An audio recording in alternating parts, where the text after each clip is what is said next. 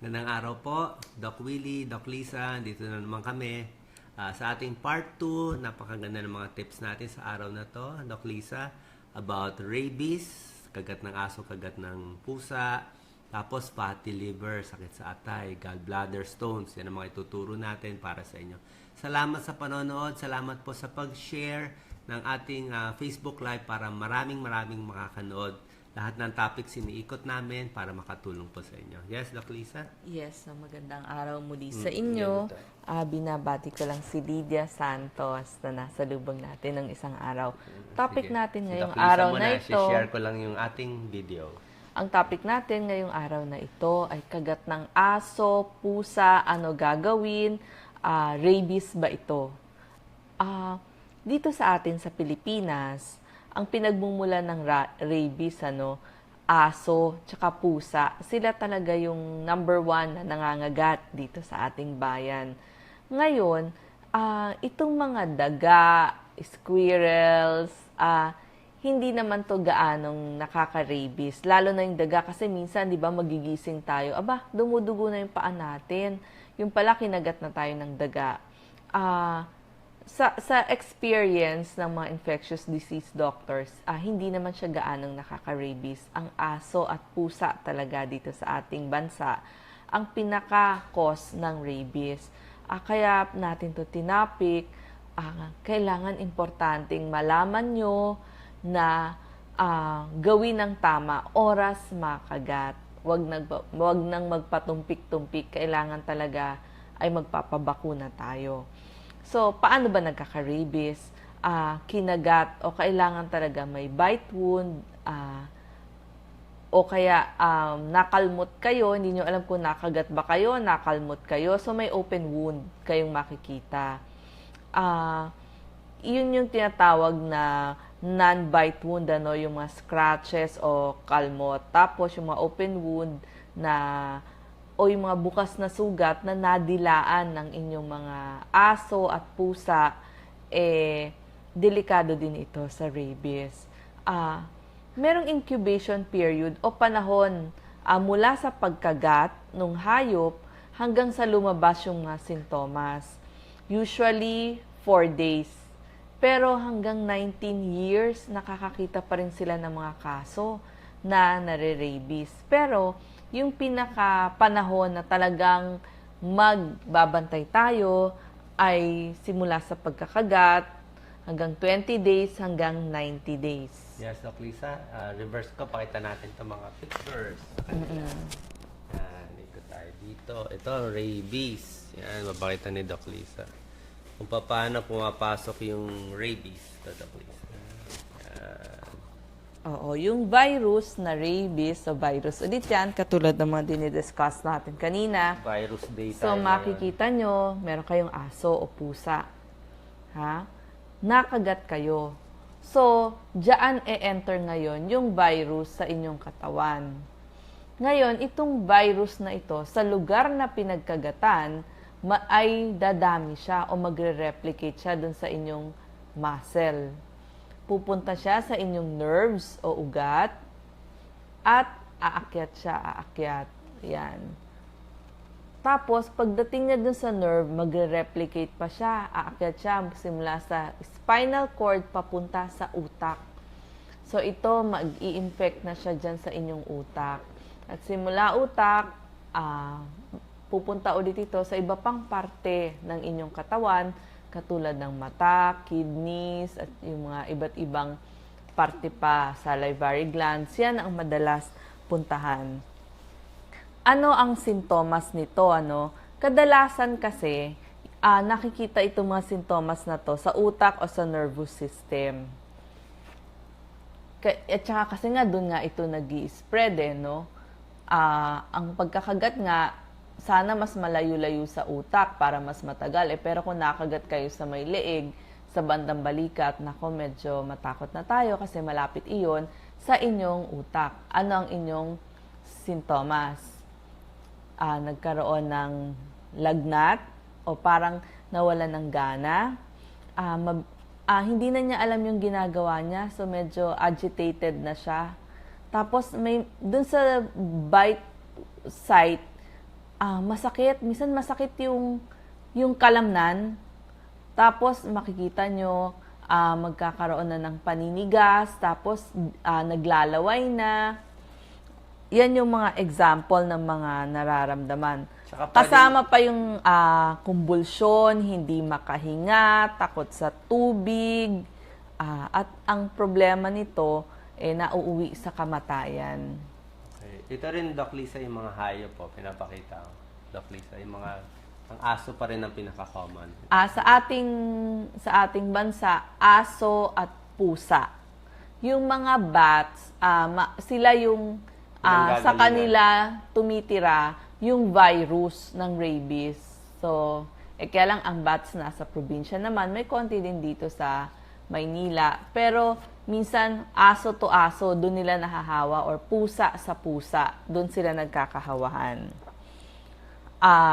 Ano ang gagawin kapag nangyari na?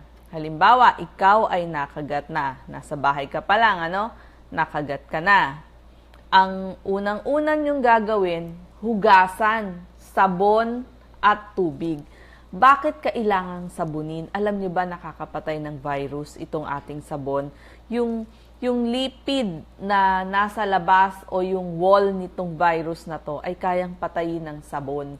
So, kaya sabunin. Doc Lisa, ang sinasabi mo, ang rabies na virus pwede mapatay kahit papano ng mga sabon natin. Yes. Kaya natin sinasabon. Ayon to kay Doktor Ito Cecilia. pong mga Tips natin. ating tips ay nanggaling sa aming teacher, si Dr. Cecilia Montalban. Siya po ay infectious disease specialist. Specialista po siya talaga pagdating dito sa rabies. So siya po ang aming teacher. Gumawa pa nga po siya ng isang libro para matuto kami tungkol sa rabies. Ma'am, salamat po. At pagkatapos nyong hugasan at banlawan mabuti, lagyan nyo ng alcohol or povidone iodine.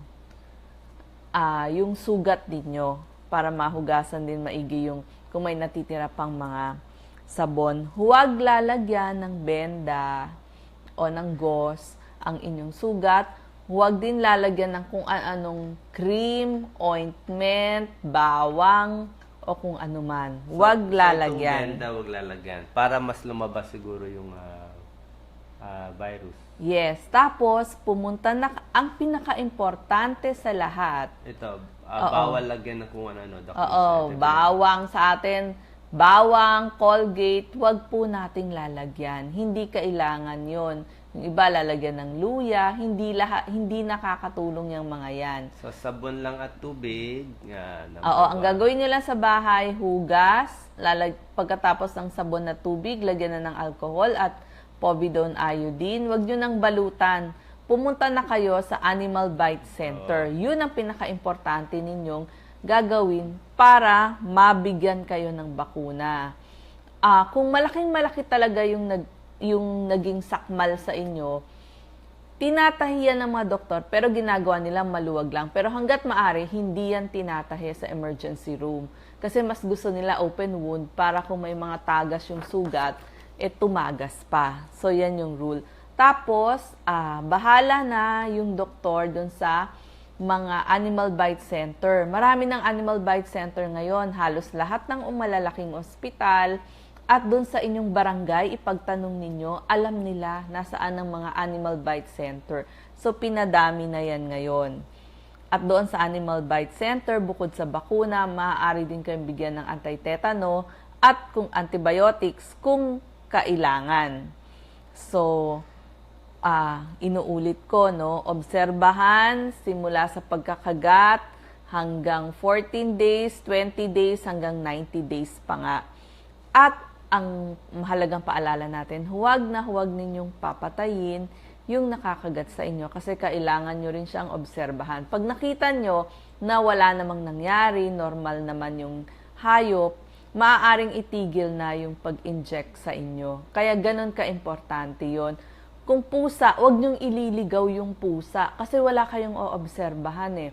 Kung aso, itabi nyo lang siya. Huwag isama sa iba ninyong pets kasi baka nga rabid yung hayop na yon.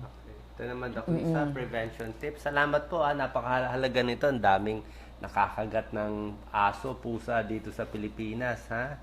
So, meron tayong batas dyan dapat sa aso, pusa. Yung may-ari ng aso nga dapat magbabayad doon sa kinagat, lahat ng gastos niya. Ewan ko lang kung napapatupad. Isang magandang program, yung bakuna sa aso. Libre na ho yan sa inyong mga barangay. Dalahin nyo lang yung inyong mga pets, ang inyong mga alaga sa barangay. Libre na, may araw ng pagbabakuna. Pero kung dinadala nyo naman yung mga pets ninyo dun sa inyong veterinaryo, pabakunahan nyo na rin. Kasi pag nakakagat yan, dapat kayo ang sasagot ng gastusin nung nakagat. Mas mura yung magpa-vaccine ng aso kaysa yung bakuna ng tao. Tao. Malaking Kasi sa tao, kamurahan. ang covered lang ng PhilHealth, yung matinding kagat, tsaka I think mga 2 doses lang yung mga ibang doses hindi covered. Doc Lisa, ito mga prevention tips. Okay. Kung may napansin kayong namatay na animal, o kaya naman may pagala-gala at mukhang naglalawa yung hayop, tapos talagang mabagsik, i-report yun na agad sa barangay. Kung hindi nyo naman kakilala yung mga hayop, lalo na wild animals ito sa probinsya, wag kayong lalapit. Ganon din sa mga bats, wag nyong huhulihin kasi baka may taglay itong rabies. At kung may mga alaga tayo, bantay bahay, kailangan ibakuna natin. Doon lang sa mga Basura. Oo, doon sa mga may alagang hayop, kailangan lang i-lock ninyo palagi ang inyong gate para hindi naman sila makakagat o makasakmal ng ibang tao. Ang nangyari kasi, Doc Lisa, itong mga paniki, yan ang kumakagat sa aso Kaya nagkakaroon ng rabies yung aso. Yan, dito ang source nila. Okay. Ganda. Pa naman, Doc Lisa, meron ba sila mga questions? Tawagan mo ito, Doc Lisa. Reverse. Appoint sa'yo. Yan. Reverse. So, may questions ba kayo kay Doc Lisa? Rabies. Ang daming nagtatanong sa akin paulit-ulit. Anong gagawin? Nakagat yung anak ko. Ganito nangyari. Walang choice. Papabakuna natin. Yung bata, mas safe. Tsaka depende naman kasi sa lalim Kung hindi naman dumugo, dapat mas safe yun. Pero pag dumugo, yun na nga ang problema natin. Okay, pupunta tayo sa next topic natin. Salamat po sa lahat na nagsha-share. Ito na yung favorite topic ninyo. Fatty liver. Naku, delikado ang fatty liver. Hindi siya biro-biro. Ito, Doc Lisa, pakita mo. Fatty liver. Hindi biro-biro ang fatty liver natin. May mga stages yan. Kita mo, pabalik. Yan ang stage natin. Ang fatty liver, very common na yan sa buong mundo. Mga 40%. Ayon dun sa kaibigan natin, kay Dr. Augusto Litonhua. Expert kasi siya sa diabetes. Sabi niya, ang fatty liver ngayon, hindi siya talaga, di ba, I'm sure meron kayong fatty liver sa ultrasound. Sabi niya, baliwala yan, baliwala. Hindi daw baliwala ngayon ang fatty liver. Yan ang pinapaalam natin sa lahat ng pasyente, sa publiko, sa doktor. Inutusan na ako ni Dr. Litonhua. Ikalat daw sa buong Pilipinas, fatty liver, pwedeng makamatay. Fatty liver na daw ngayon ang number 1 cause ng liver transplant sa buong mundo. Alam niyo ano liver transplant? Liver transplant, una-una, maliit ang chance mahirap ang liver transplant. 5 million pesos, liver transplant. Saan tayo kukuha ng 5 million, 4 million? 4 million, 5 million for a liver transplant. Saan tayo kukuha ng ganung pera? Wala. Wala tayong ganung pera pang liver transplant. Bakit mali liver transplant? Fatty liver. Bakit magkaka-fatty liver? Sige, kain fast food. Doc Lisa, fast food. Kain fast food, kain mantika, kain taba, fatty liver. Pwede masira. Inom pa ng alak. Sige, Red Horse. Inumin mo na lahat ng alak. Sisira yung atay ninyo. Liver fibrosis, liver cirrhosis. Pag naka-cirrhosis, liver transplant, 5 million. Walang 5 million, wala. Maiksi ang buhay. Diba? Kaya delikado yan. Yung atay natin, napakahalaga. Papakita ko ang stages.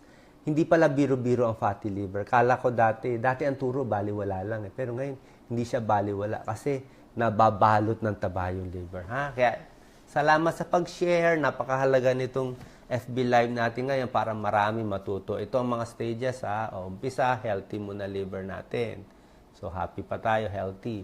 So, dahil sa pagkain natin ng fast food, matataba, mamantika, puro pork chop, puro sinigang na baboy, puro karne, ayan, nabalot na ng taba. Iba na kulay niya. Oh. So, napupuno na ng taba. Lumalaki yung atay. Lumalaki. Nasa ultrasound yan. Tingnan niyo yung ultrasound result ninyo. Ultrasound of the whole abdomen. Sasabihin doon, fatty liver. Ibig sabihin, nababalot. Tapos, pag hindi kayo nag-ingat, tuloy-tuloy pa rin. Pag-inom ng alak, pagkain ng bawal. Actually, kahit yung pag-inom ng mga tableta. Mag-iingat rin kayo sa mga tablet. Kaya, iniingatan din ng doctors na okay yung mga tablet, na mga supplement. Tatanong nyo kung okay ba. Pwede umabot sa liver fibrosis. Ito, serious na to. Talaga nagka-peklat na. Iba na yung kulay, oh. Peklat na yung atay. Nagka-peklat-peklat na siya, Doc Lisa. Ito almost tagilid na dito sa liver fibrosis. Pag liver fibrosis, hindi pa rin tumigil sa alak, sa bisyo, aabot sa liver cirrhosis. Pag itong liver cirrhosis, ito irreversible na yan. Yung sabihin, hindi na magagamot. Okay? Ayoko kayo takutin, pero sinasabi ko sa inyo ang katotohanan kasi ayaw ko naman magsinungaling sa inyo. Kailangan alam niyo yung katotohanan. Wala pa naman kayong liver cirrhosis eh. Pero ang liver cirrhosis ay hindi na nagagamot, hindi nagagaling, at ito kailangan ng liver transplant. 5 million. At hindi rin ganong ginagawa sa Pilipinas ang liver transplant. Mag-abroad ka pa. Meron din dito pero ewan ko kung ganon na karami na gagawa. Para hindi tayo umabot dito, ha? Ito kasi hopeless case na to. Para hindi tayo umabot, nandito pa lang tayo sa early, mag-ingat na. Kung nandito ka, healthy, huwag tayo umabot dito. Kung may fatty ka, huwag ka na umabot dito sa liver fibrosis. Kasi papunta yan, patuloy. Kita mo may araw. Tingnan mo na mangyayari. Ito trabaho ng atay natin. Yan, ganda ng atay natin. Oh. Yan, liver. Napakahalaga ng liver natin. Tingnan mo ang word niya, live. Kaya nga tayo nagtuturo, live. Gusto natin mabuhay kayo eh. Pampabuhay ang atay. Liver eh. Nagbibigay buhay sa katawan natin. Ba't siya nagbibigay buhay? Yung mga dumi. Yung mga dumi ng katawan natin, siya nagtatanggal ng toxin. Yung mga kinakain mo, siya din nag-aayos, liver. Kung may infection sa katawan, may mga virus, bacteria, siya din na nagtatanggal ng infection. Bakit tayo may dugo? Bakit pag may sugat tayo, namumuo yung dugo, di ba? Naghihilom, atay din ang gumagawa niyan. Pag walang atay, duduguin tayo, mamamatay tayo. Sa atay din, yung gallbladder, nandyan sa baba, taga-tunaw ng taba. Meron siyang ginagawang bile. Alam nyo yung bile, di ba? Yung mapait na kulay green na pag nagsusuka tayo. Kailangan niyang pangtunaw ng taba, vitamin A, D, E, K. Gumagawa ng protina ang atay. At para kung nangihina ka, siya nagbibigay ng energy. Ito ang sintomas ng liver cirrhosis. Yan ha. Hindi sa tinatakot ko kayo, pero ito, ang dami ko na nakitang pasyenteng ganito. Hindi ganito kalala, pero ganyan na mangyayari pag nasira ang atay ninyo. Yun, liver cirrhosis. Okay? Anong mga cause? Alak. Hepatitis A, hepatitis B, pwede rin. Yan, no? Kita mo sintomas, ascites, laki ng tiyan. Okay? Nagkatubig ang tiyan. Tapos ito, ganyan itsura niya, tapos may mga ugat-ugat dito. Tapos mayroong mga pula-pula sa katawan yan, spider angioma. Yan, no? Pag pinares mo yan, nawawala yung pula. Tingnan niyo yung mga katawan na, yan, no? Meron ba kayong pula-pula? Pag pinindot yan, nawawala. Spider angioma. Nawawala ng buhok. Nawawala ng muscle. At kita mo kulay niya, dilaw. Madilaw. Nadilaw. Kasi nasira yung atay. Nasira atay, madidilaw. Una, mata mo na, buong katawan, maninilaw. At hindi na makaisip. Encephalopathy, confusion, jaundice siya, at makati pa. Yan ang sintomas ng liver cirrhosis. Huwag natin papaabutin. Kawawa naman. Ha? Okay, ito yung mga tips natin para hindi kayo umabot sa liver cirrhosis. Yan ang number 1 na bawal, no? Hamburger lagi, everyday. Bakit bawal? puro mantika, puro karne, di ba? Hindi man pwede puro ganyan na lang. Processed foods pa yan, di ba? Ayan, fatty liver, ha? Bawal. Sinasabi ko sa inyo, ha? Okay, alam ko marami kayong nakakausap kayo. Doktor kami, wala kaming choice, sa ating kababayan, Doc Lisa, sige. Pwede mo ako i-focus. Meron lang ako ikukwento, Kasi po, malinaw naman, Doc Lisa. Ang goal namin ni Doc Lisa, matulungan kayo, mabuhay ang Pilipino, mas sumaba ang buhay natin, 100 million Pinoys. So, anong gagawin ko? Tuturo ko yung tama. Diba? Tuturo ko yung tama. Pag ituturo mo ang tama dito sa bansa natin, merong hindi matutuwa, Bakit? Siyempre, hindi naman lahat ng tao gustong mabuhay ang tao. Ang goal ko, mabuhay kayo, humaba ang buhay ninyo. May ibang tao, ang goal nila, kumita. Gusto nila, mayaman sila. Gusto nila, lumakas negosyo nila. Naintindihan ko naman yun, Wala namang kaso yun, Pero, siyempre, doon lang tayo sa tama din. Na pag yung isang bagay nakakasama, parang sigarilyo, sasabihin mo, masama yung sigarilyo. Diba? O yung alak, sobra masama. Sasabihin ko, masama. Kung medyo maraming fast foods na masama, alam naman natin masama. Kung sobrang inom ng pain relievers, masama. Sasabihin ko, masama. Diba? Wala naman akong choice kasi kailangan ko sabihin masama. Kasi kung hindi ko sasabihin, hindi ko nagagawa yung trabaho ko. Yun lang ang goal natin. Pero sa atin naman, siyempre, pag gagawa ka ng maayos sa mundong ibabaw, siyempre, merong iba sasabihin nila, baka humina benta ng produkto ko. Hindi naman hihina. Pwede pa naman Pwede naman kumain ng fast food pa konti-konti. Diba? Huwag naman araw-arawin. Kasi gusto natin maging healthy kayo Diba? Yun lang naman Yun lang naman. Sana naintindihan yung sinasabi ko. Hindi ko naman nililinaw, pero yun lang naman ang purpose ko. Kundi, wala naman ako silbi dito sa mundo kung tatahimik lang tayo. Tsaka, wala naman ako, simple lang naman itong mga tips. This is accepted worldwide, alam naman ng lahat Nagkataon lang na meron tayong mga 3 million followers. Kaya siguro mas nakikita tayo. Ayan, ha? So, bawas sa fast foods. Ako mahilig din ako sa fast foods. Mga siguro 2 times a week, di ba? Paminsan-minsan, hamburger, french fries, pwede naman. Wala naman kaso. Pero kung gusto niyo talaga humaba buhay, syempre, mas bawas. Alak, ha? Wala tayong choice niyan. Alam niyo naman, alak cause ng liver cirrhosis. Ito yung mga good. Pwede konting tsaa. Coffee, not sure. Ito, ang gatas, may tulong konti. Yes, balik natin, Doc Lisa. Akyat ko lang dito. Okay, na lang Ito yung mga gamutan to Akyat ko lang. Nag-touch kasi yung kamay mo, Doc Lisa. Kaya na-shift. Ito. Yan, gatas. Pwede mang gatas, mga sambaso lang. Yan, gatas. Sugar cane. Sabi na iba, may tulong. Sugar cane, okay lang naman to. Yan. Sabi na iba may tulong, pero wala pa talagang pag-aaral. Ito maganda. Less salt. Bawas tayo sa asin. Less salty foods. Tapos, fruits and vegetables. Yan ang liver diet. Diba? Liver diet. Yan. Liver diet. Jogging. Siyempre, exercise habang kaya pa. Okay?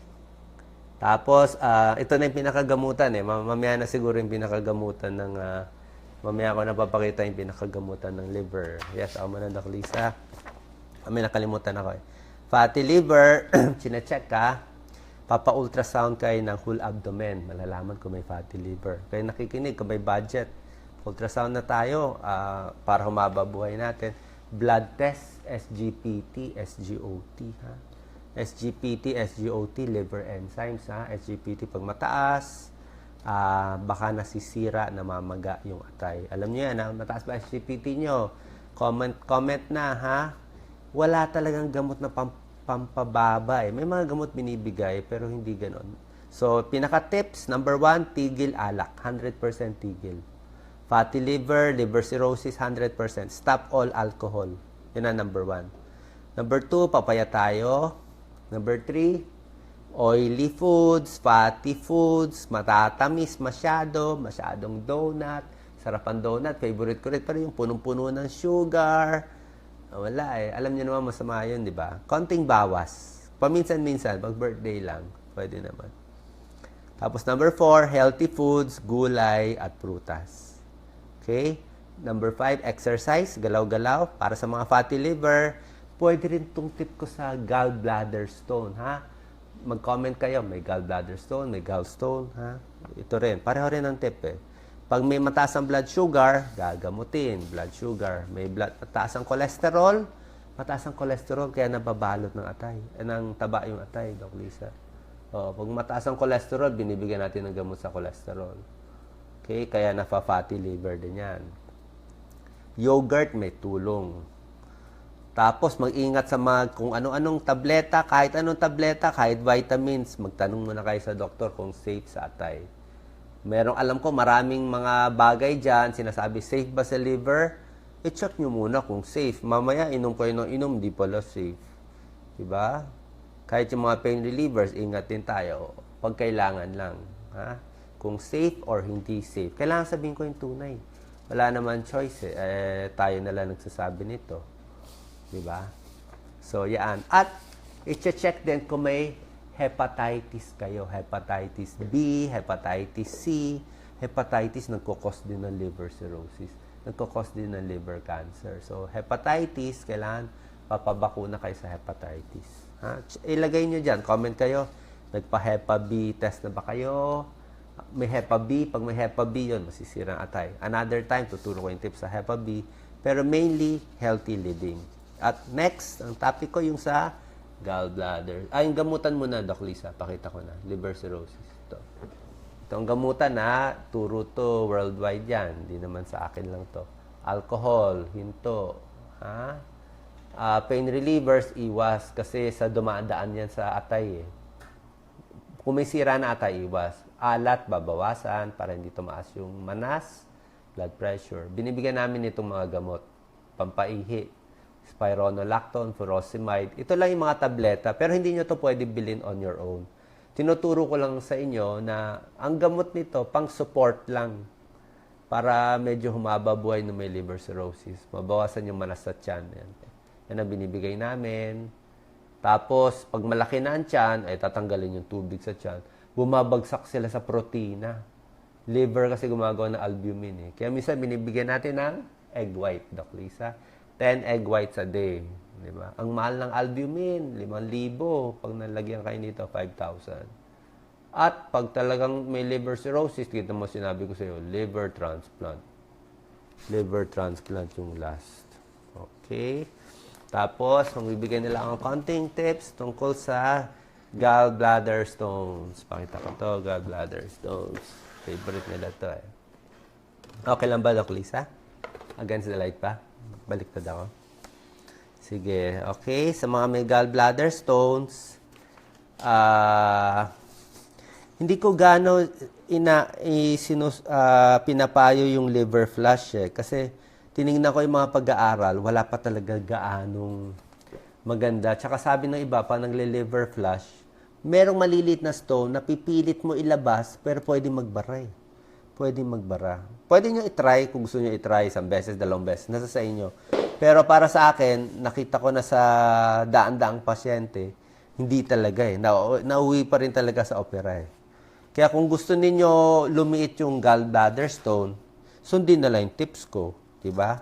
Ano tips ko? Simple lang naman eh. Yun na nga. High fiber diet, low fat diet, iwas sa mga fast foods, wag magpapataba, diba? Lose weight, yung pa rin naman eh. Tapos yung kain mo, regular lang, exercise, para hindi lumaki yung gallbladder stone.